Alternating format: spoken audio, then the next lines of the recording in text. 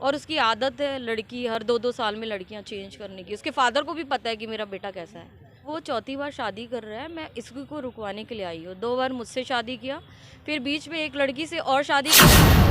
आपके साथ रिलेशन भी बनाया है? हाँ, हाँ सर, फर्स्ट टाइम तो प्रेशर से, फिर उसके बाद में जब अच्छा, कैसे माने कि आप सही बोल रही हैं? हो सकता है कि आप लड़की हैं, लड़का को फंसाने के लिए ऐसा बात बोल रही नहीं होंगी। सर, सारे प्रूफ मैं लड़कियों से सिर्फ इतना ही कहना चाहती हूँ कि आप प्लीज़ किसी भी लड़के के चक्कर में मत आइए। मान सम्मान जो होता है ना लड़की का, वो अपने हाथ में होता है, चीज़ों में मत पड़ो, सिर्फ धोखा मिलता है। फिलहाल चाहे हमारे साथ एक पीड़ित महिला हैं जो दिल्ली से चल के बिहार में शादी को रुकवाने के लिए आई हैं और जानेंगे, बहुत कुछ जानेंगे इनसे। कैसी हैं जी? ठीक हो सर, सबसे पहले नाम आपका क्या है? शिखा है। शिखा है। थोड़ा सा आवाज़ में बोलिए। हमारे दर्शकों को बताइए कि क्या ऐसा हो गया जो दिल्ली से चल के आप बिहार में शादी को रुकवाने के लिए आए हैं? सर एक्चुअली में यहीं का एक लड़का है, छपरा का लड़का, उसके फादर एडवोकेट है।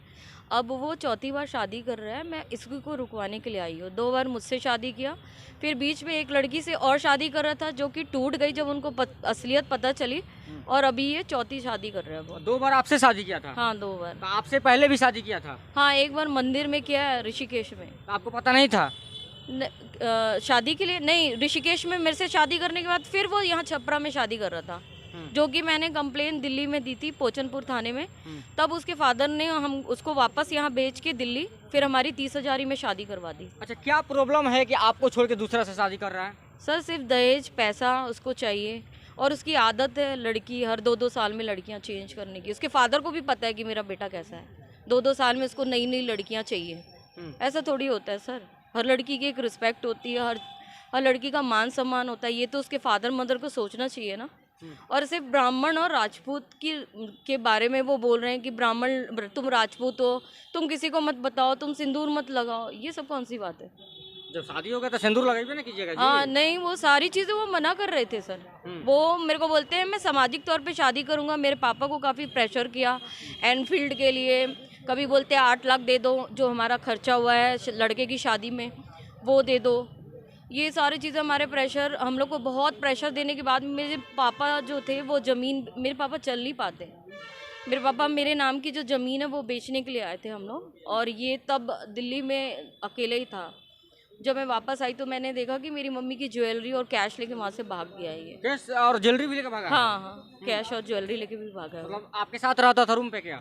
हाँ सर, मेरे साथ ही रहता था, मैं ही कमाती थी, मैं ही सब कुछ करती थी। आपके साथ रिलेशन भी बनाया है? हाँ हाँ सर, फर्स्ट टाइम तो प्रेशर से, फिर उसके बाद में जब फर्स्ट टाइम मैंने पोचनपुर थाने पे दिया था तो 2 तारीख को वो जब वापस आया, वापस आने के बाद में जो मैम ने उसको ये बोला कि तुम्हारा जो ऋषिकेश का है वो फ़ोटो नहीं है, तो तुम्हारा जो धारा आपको भी पता है क्या लगती है सर।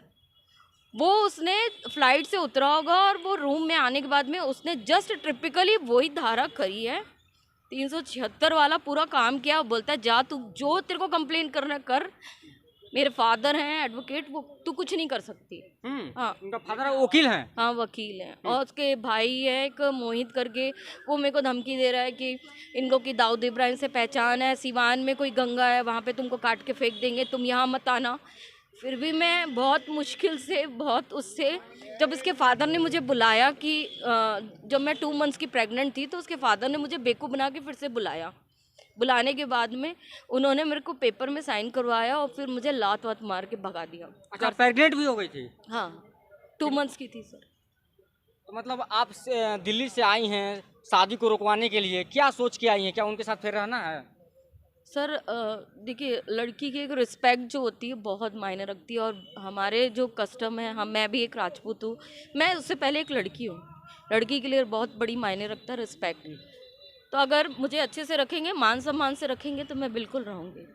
रंग लेंगे? हाँ, अगर मुझे अच्छे से रखेंगे, मान सम्मान से, मुझे मारेंगे नहीं। उनका बेटा जो मारता आपको पीटता मारते था, भी हैं? हाँ मारता भी था, बहुत मारता था। सिर्फ मैंने एक पापा को छोटा सा पैसा ट्रांसफ़र किया था तो इतना मारा था रॉड से। और उसके बाद मैंने अपने फादर को जो फ़ोन किया तो मेरे पापा बोले बेटा घर बसाना है तो थोड़ा सा सहो और थोड़ा सा नॉर्मल रहो। इसीलिए सर मैंने कभी कंप्लेन भी नहीं की कि उसका फ्यूचर ना ख़राब हो, ना मेरा फ्यूचर ख़राब हो।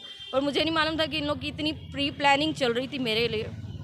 इन लोग को दूसरी शादी करनी ही थी, इन लोग को दूसरी, ये चौथी शादी करनी थी। इनको पैसा चाहिए, इसके फादर मदर बहुत लालची हैं। लड़का क्या करता है? सर मैं जब थी तो कुछ नहीं करता था, वो घर में बैठता था। बेरोजगार से फंस कैसे गई? सर मैं फंसी, मेरे को बेवकूफ़ बनाया, मेरे को दिल्ली बुलाया इसने। मैं जॉब सर्च कर रही थी, मेरी मम्मी की डेथ हुई थी उस समय, और उसके बाद में मेरे को जॉब के बहाने इसने पहले तो प्रपोज़ किया मुझे जब मैं रायपुर में थी। प्रपोज़ करने के बाद मैंने उसको अपने फादर से बात करवाया। मैंने बोला राजपूत और ब्राह्मण का काफ़ी गैपिंग है हमारा। तो उसके बाद इसने बोला कि नहीं मेरे पापा मान जाएंगे, आप हम लोग का ये डिमांड। उस समय भी इसने सिर्फ डिमांड ही रखा था। डिमांड रखने के बाद में फिर इसको ये मुझे दिल्ली में मेरी कुछ फ़ोटोज़ इसके पास चली गई थी। ये काफ़ी प्रेशर करने लगा कि मैं यहाँ दे दूँगा, वहाँ दे दूँगा। ये मेरे साथ पहला नहीं किया इसने, रायपुर में भी एक लड़की के साथ इसने यही किया था। इंस्टाग्राम में इसकी सारी फ़ोटोज़ डाल दी थी। तो मैं उस डर से मैं आ गई। आने के बाद दिल्ली में सर मेरे साथ एक मिस्टेक इसने ये की कि मेरे को इसने कोल्ड ड्रिंक पिलाई थी अपने घर में। उसमें शायद उसने कुछ मिलाया था। तो आप जब सुबह उठते तो आपको महसूस होता है कि आपके साथ कुछ हुआ है। बस हमारे बीच में उसी साथ लड़ाई झगड़ा चालू होने लगा। तब इसने मेरे को बोला कि नहीं मैं तो शादी करूँगा। बस वो शादी करूँगा। फिर मेरे को ऋषिकेश ले गया, वहाँ पे शादी किया, अपने चाचा के घर में रखा वहाँ 4 दिन। उसके बाद वापस आ गया। फिर लॉकडाउन लग गया हमारा। लॉकडाउन लगने के बाद में मेरे को मेरे पापा के पास फिर भेज दिया इसने वापस रायपुर कि तुम रायपुर चले जाओ। रायपुर जाने के बाद मुझे इसके रिलेशन वाले का कॉल आता है, बोलता है कि अभिषेक शादी कर रहा है दूसरी, तुम क्या कर रही हो? तो फिर मैंने जब इसको फ़ोन किया, बोला नहीं ऐसी कोई बात नहीं है, ये नहीं है। तो इसने मेरे पास कुछ फ़ोटोज़ भी हैं, उसमें वो कपड़े पूरे अपने उतार के फांसी लग रहा है, मैं मर जाऊँगा, ये कर दूँगा। हाँ, मतलब मेरे को धमकी देने लगा। फिर मैंने अपने डैडी को बताया तो डैडी ने बोला तुमको जो ठीक लगता है बेटा वो करो। उसके बाद में इसके भाई का फ़ोन आया, मेरे को बोलता है 1 साल तुम रही हो तो तुम पैसे ले लो, मेरे को बोले 50,000 ले लो। तो मैं बोली मैं बाजारू थोड़ी हूँ, हर लड़की की एक रिस्पेक्ट होती है, ऐसा थोड़ी मैं बाजारू हूँ कि तू 50,000 दे देगा तो किसी के साथ भी चले जाओगे। उसके बाद सर मैंने कभी आगे ना पीछे देखा, मैं सीधा गई थाने। मैंने वहाँ पोचनपुर थाने में कंप्लेन की। कंप्लेन करने के बाद इसके पास जब फ़ोन गया, इसके फादर के पास फ़ोन गया, इन लोगों ने क्या किया, मुझे इमोशनली ब्लैकमेल, इसकी मम्मी, इसका भाई, इसके सारे रिश्तेदार लोग फ़ोन करना चालू करें मुझे कि अरे ये सब करने से कुछ नहीं होगा, आप ये सब मैटर सुलझा दो, शादी कर लो, ख़त्म कर लो। फिर 30,000 में हमारी शादी करवा दी इसके फादर ने। हाँ, अभी इसके फादर बोलते हैं कि हमको कुछ पता नहीं, पर इसके फादर को सारा पता है। मैं तो ये बोलती हूँ आप कॉल रिकॉर्ड निकाल लो। अगर किसी को लगता है, उसका फादर बोल रहे हैं कि मेरे से बात नहीं होती थी, वीडियो कॉलिंग में नहीं थे, सारी प्रूफ निकल जाएगी आपको। मैं बिल्कुल हर चीज़ के लिए तैयार हूँ। अच्छा, कैसे माने कि आप सही बोल रही हैं? हो सकता है कि आप लड़की हैं, लड़का को फंसाने के लिए ऐसा बात बोल रही हैं। नहीं सर, सारे प्रूफ है मेरे पास में। हमारा मैरिज सर्टिफिकेट है। ये मैरिज का सर्टिफिकेट है? हाँ, ये मैरिज सर्टिफिकेट है। और ये मैं जब फर्स्ट टाइम उससे मिलने आई थी, यही लड़का है? हाँ, ये लड़का है। ये मैं फर्स्ट टाइम जब उससे मिलने आई थी दिल्ली में, तब ये मुझे लेके गया था। वो है, ये हमारी शादी का फोटो है। मेरे पास वीडियो भी है। पर सर हाई कोर्ट में भी ये सब कोई भी चीज़ प्रूफ नहीं किया, मतलब दिया नहीं गया मेरा। देखिए, ये सारे सिंदूर लगाते समय का है। हाँ, पूरा वीडियो है जिसमें सिंदूर लगा रहा है वो, और भी फोटोज है। ये है, ये लड़का है। देखिए, दिखाइए थोड़ा सा लड़का को। देखिए, यही वो लड़का है। चलिए, इसको रख दीजिए। सर ये है, ये हमारी शादी हुई थी जब। इसके फादर मदर सारे वीडियो में है। हाँ, ये जब मुझे धमकी देने लगा था कि फांसी लगा लूंगा, मैं ये कर लूंगा, ये जहाँ जिस रूम में हम रहते हैं वो वाला है दिल्ली का। ये पूरे कपड़े उतार रहा है ये। ऐसे कोई फांसी लगाता है? आप बताइए।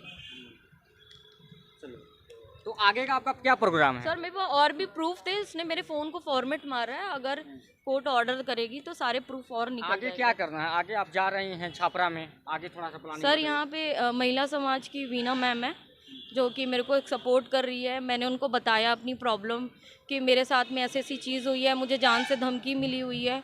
तो उन्होंने बोला कि मैं चलूँगी साथ में, तुम चिंता मत करो। तो मुझे उन पर बहुत भरोसा है, विश्वास है कि वो मेरे लिए कुछ ना कुछ करेगी और मुझे कम से कम मान सम्मान जरूर दिलाएगी। बहुत बढ़िया। और वहाँ के नज़दीकी थाना में सर? हाँ बिल्कुल सर, मैंने 2021 में कंप्लेन की थी जिसमें कि अभी कार्रवाई हुई है। और मैंने छपरा में जो कंप्लेन की थी वो मेरी 4 पेज की कंप्लेन थी जिसको एक पेज में कन्वर्ट किया गया है। चलिए, आपका नाम? शिखा। हमारे साथ एक पीड़ित शिखा हैं जो दिल्ली से चल के छापरा में बिहार में आई हैं शादी को रुकवाने के लिए, लेकिन चलते चलते लास्ट में लड़कियों के लिए क्या संदेश देना चाहती हैं?